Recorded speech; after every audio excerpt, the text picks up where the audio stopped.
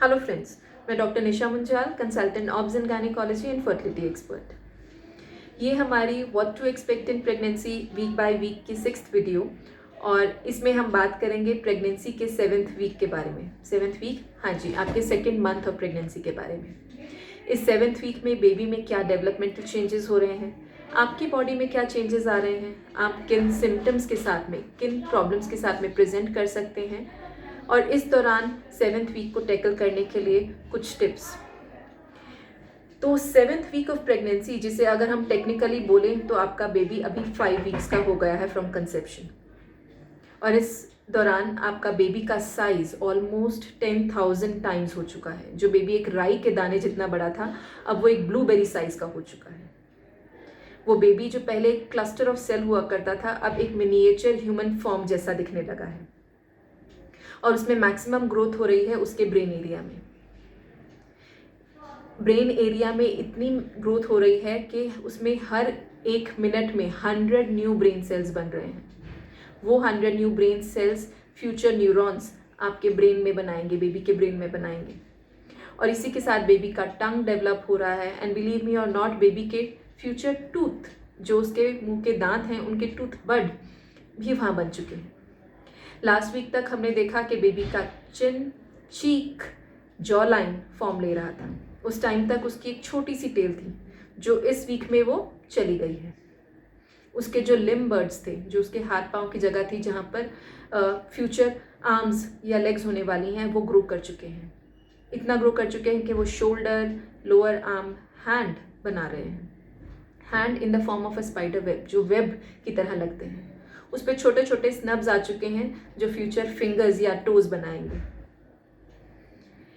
और इस दौरान बेबी के internal organs, lungs, liver mature होने के लगे हैं। उसके लिवर में रेड ब्लड सेल्स बनने लगे हैं। उसकी किडनी अब यूरिन बनाने लगी है, वो यूरिन जो फ्यूचर में बेबी के आसपास का पानी बनाने में हेल्प करेंगे। इस दौरान बेबी की ये ग्रोथ उस बेबी को, एक क्लस्टर ऑफ सेल्स को, एक मिनिएचर ह्यूमन फॉर्म दे चुकी है। और इन सब के चलते आपकी बॉडी में क्या चेंजेस आ रहे हैं, उस बारे में बात करते हैं। आपकी बॉडी में हार्मोनल चेंजेस, HCG की वजह से अब आपका नोजिया, वॉमिटिंग, फटीग, जो आप थकावट महसूस कर रहे थे, उल्टी जैसा, जी मचलाना जैसा महसूस कर रहे थे, वो बढ़ गया है। इस दौरान आपके वजन में बढ़ोतरी हो सकती है कि 1 से 2 किलो आप फर्स्ट 3 मंथ्स में ही गेन करें, उससे ज़्यादा नहीं गेन कर पाएँ। और ये भी हो सकता है कि आपका वेट गेन बिल्कुल भी ना हो, तो इसमें घबराए नहीं। फर्स्ट 3 मंथ्स में 1 to 2 kg वेट गेन हो सकता है। और अगर किसी को ज़्यादा मिचली या उल्टी हो रही हो कि वो कुछ भी नहीं होल्ड कर पा रहे हैं, तो उस दौरान उसका वज़न नहीं भी बढ़ सकता, तो इसमें घबराने की बात नहीं है। इस दौरान आपके टमी अभी भी फ्लैट है, बेबी नहीं दिख रहा है, लेकिन आपकी बॉडी के जो दूसरे ऑर्गन्स हैं, इंपॉर्टेंट ऑर्गन्स जैसे कि ब्रेस्ट, वो डेवलप हो रही है। हो सकता है आपके कपड़ों का साइज़ बदल रहा है, आपकी स्किन टेक्सचर बदल रहा है। हो सकता है वो बहुत ज़्यादा ऑयली हो रहा है या बहुत ज़्यादा ड्राई भी हो सकता है। हो सकता है आपको एक्ने का इशू इस 7th वीक में परेशान करे। हो सकता है कि आपके स्किन के कॉम्प्लेक्शन में चेंजेस आ जाएं, आपको लगे कि हम ज़्यादा डार्कर साइड पे होते जा रहे हैं। ये हो सकता है कि आपके ब्रेस्ट की टेंडरनेस जो बढ़ रही है, वो आपका कपड़ों का साइज़ बदल रही है। इस दौरान बॉडी में ये जो चेंजेस होते हैं, एक नया एक्सपीरियंस देते हैं, specially to first time mother. कई फीमेल्स घबरा जाते हैं कि ये हमारे साथ हो क्या रहा है, तो इसमें घबराने वाला नहीं है। ये सारे हार्मोन्स आपकी बॉडी पर वर्क कर रहे हैं, आपकी बॉडी को प्रिपेयर करने के लिए फ्यूचर प्रेगनेंसी में। इस प्रेगनेंसी के दौरान आपकी बॉडी में जो चेंजेस हो रहे हैं, ये आपकी बेबी को नरिश करने के लिए हैं, आपकी बॉडी को प्रिपेयर करने के लिए हैं, उसे नर्स करने के लिए। तो ये जो सिम्टम्स प्रेग्नेंट फीमेल्स फील कर रही हैं, जी मचलाना, नौजिया, थकावट, इसके साथ बढ़ता है फूड क्रेविंग्स। कुछ चीज़ें आपको रिपल्सिव लग सकती हैं, आपको उनकी स्मेल अच्छी नहीं लगेगी, हो सकता है आप उसे देख भी ना पाएँ। तो ऐसी चीज़ों में आपको सिर्फ ये करना है कि अपनी फूड हैबिट्स को सब्स्टिट्यूट करना है हेल्दी स्नैक्स से। अगर आप नॉनवेज नहीं खा पा रहे हैं तो वेजीज़, या फ्रूट्स की तरफ रुझान कीजिए। अगर आप वेजिटेबल्स नहीं खा पा रहे हैं तो नॉन वेज की तरफ भी जा सकते हैं, but don't fall into bad craving habits. Jump मत कीजिए पोटैटो चिप्स या कोला या बेकरी आइटम्स पे। आप एक हेल्दी स्नैकिंग हैबिट अपने लिए अपनाना बहुत ज़रूरी है।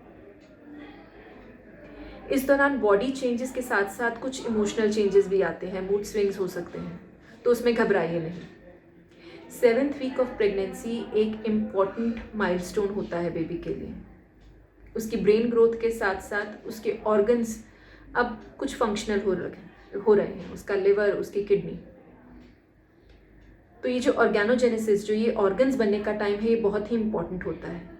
तो ये बहुत इम्पॉर्टेंट हो जाता है एक सून टू बी मदर के लिए, अपने आप को हर उस चीज़ से दूर रखना जो बेबी को हार्म कर सकती है, हर उस केमिकल्स को अवॉइड करना, एक्सरेज को अवॉइड करना जो बेबी की ऑर्गन फॉर्मेशन को परेशान कर सकती है।